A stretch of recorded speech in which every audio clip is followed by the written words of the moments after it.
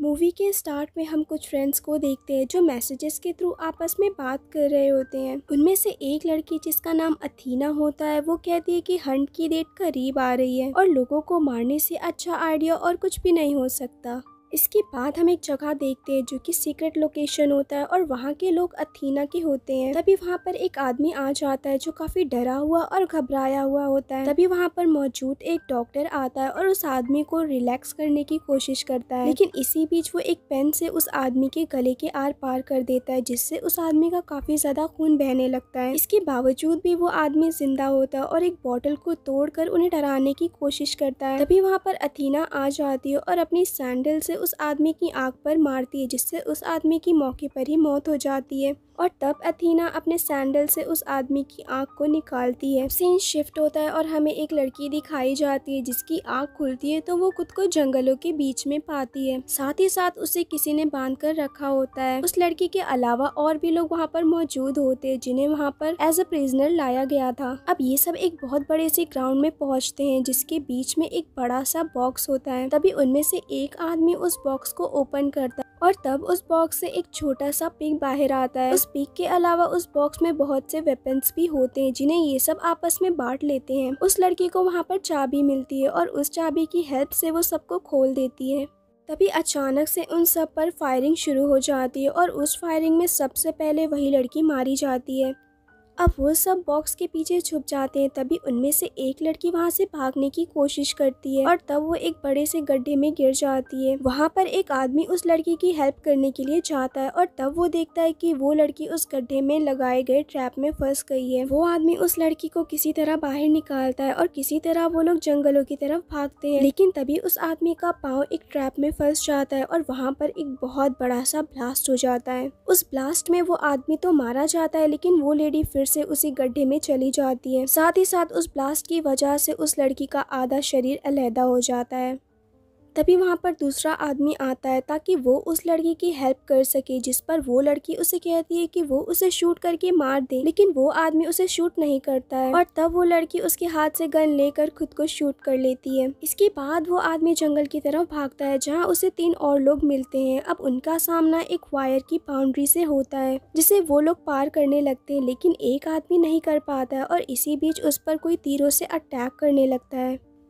तब वो आदमी उन्हें मारने के लिए पीछे जाता है जो उस पर मुसलसल हमला कर रहे होते हैं, मगर इसका कोई फायदा नहीं होता है और वो आदमी नीचे गिर जाता है। तभी कोई उस आदमी के पास ग्रेनाइड फेंकता है जो कि ब्लास्ट हो जाता है और उस आदमी की भी मौत हो जाती है। अब तीनों सर्वाइवर एक शॉप में जाते हैं जहाँ पर वो हस्बैंड वाइफ से मिलते हैं और वो दोनों उस शॉप के ओनर होते हैं। तभी उनमें से एक लड़की उस जगह पर रखी गई एक चीज को खा लेती है और तब उसके मुंह से फोम निकलने लगता है क्योंकि उस खाने में पॉइजन होता है और वो लड़की भी मारी जाती है। दूसरी तरफ वो दोनों शॉपकीपर्स मास्क पहन लेते हैं और शॉप में हर तरफ पॉइजनस गैस फैला देते हैं और उनमें से एक को शूट करके मार देते हैं। अब यहाँ हमें थोड़ा बहुत अंदाजा हो जाता है कि ये लोग भी कहीं ना कहीं इस पूरे प्लानिंग से मिले हुए हैं। अब इसके बाद वो लोग पूरे स्टोर को क्लीन करने लगते हैं और डेड बॉडीज को छिपा देते हैं। ये लोग स्टोर को इस तरह से वापस ठीक कर देते हैं कि जैसे यहाँ पर कुछ हुआ ही नहीं था।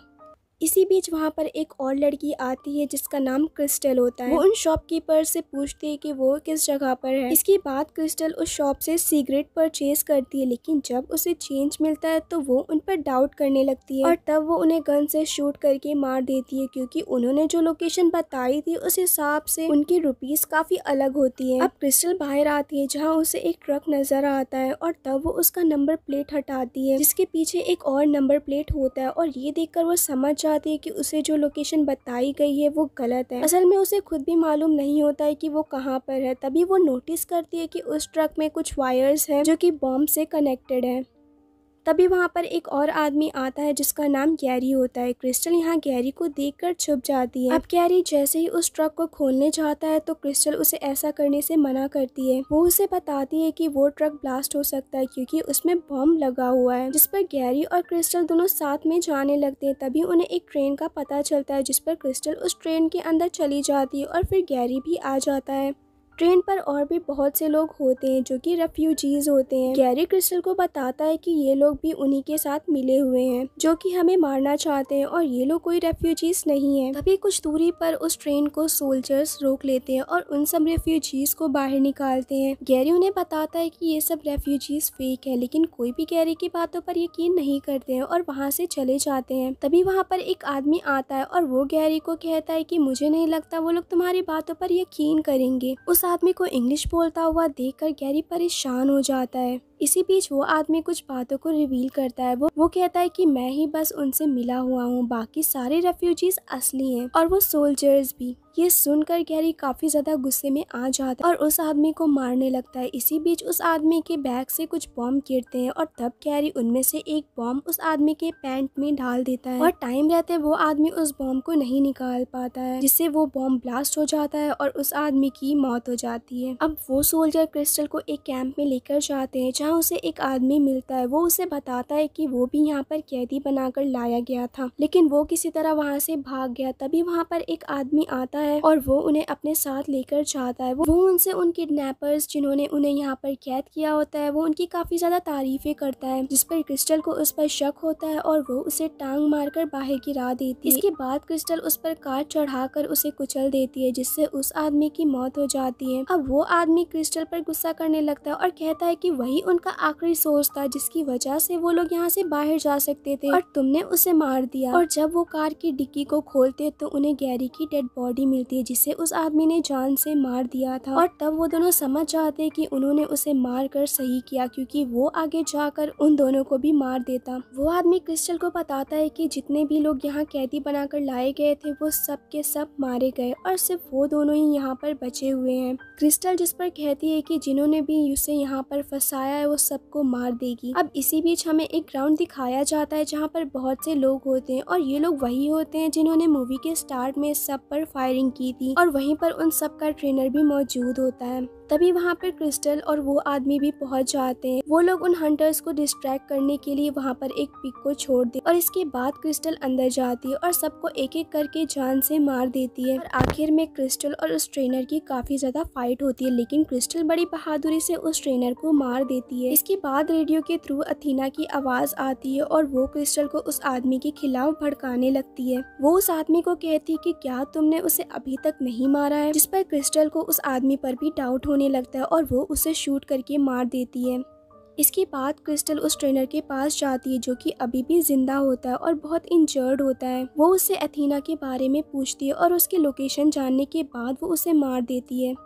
इसके बाद हमें 1 साल पहले का सीन बताया जाता है कि आखिर अथीना कौन है और ये सब हंटर्स क्यों बने। मूवी के स्टार्ट में हमने कुछ फ्रेंड्स को चैट करते हुए देखा था, वो असल में सच नहीं था, यानी कि वो सब मजाक कर रहे थे। लेकिन क्रिस्टल और बाकी 11 लोगों ने मिलकर जिन्हें उन हंटर्स ने प्रिजनर बनाया था उन्होंने ये चैट लीक कर दी थी और यही वजह थी कि अथीना और उसके फ्रेंड्स को जॉब से भी निकाल दिया गया। अब ये सब तो उन्होंने एक मजाक के तौर पर किया था, लेकिन उनके साथ जो हुआ वो बहुत गलत था, जिसकी वजह से उन लोगों ने डिसाइड किया कि वो सब सच में ऐसा करेंगे क्योंकि उन लोगों को अपना रिवेंज लेना था और इसीलिए उन्होंने उन लोगों को प्रिजनर बनाया जिन्होंने अथीना और अथीना के फ्रेंड्स को फंसाया था। दूसरी तरफ क्रिस्टल को अथीना की लोकेशन पता चल जाती है और वो उस जगह पर जाती है जहां उसे अथीना खाना बनाते हुए नजर आती है। अब यहाँ क्रिस्टल और अथीना का आमना सामना होता है और उनकी बातें भी होती। अथीना यहाँ क्रिस्टल के फैमिली और उसके बैकग्राउंड का मजाक उड़ाती है और तब यहाँ क्रिस्टल बताती है कि वो क्रिस्टल नहीं है जो वो समझ रहे हैं जिन्होंने उसे फंसाया था, बल्कि वो कोई और उन्होंने गलत क्रिस्टल को कैद किया था। अब इसके बाद क्रिस्टल और अथीना के बीच में फाइट होने लगती है जिसमें वो दोनों ही जख्मी हो जाते हैं और फिर से फाइट शुरू करते हैं और आखिर में अथीना मर जाती है और क्रिस्टल यहाँ पर जीत जाती है। वो अथीना के कपड़े पहन लेती है और वहाँ से उसके डॉग के साथ चली जाती है और बाहर उसे अथीना का प्राइवेट प्लेन नजर आता है जिस पर वो उन सबको गन पॉइंट करके टेक ऑफ करने का कहती है और यहीं पर ये मूवी एंड हो जाती है। Thank you for watching, also to subscribe to my channel.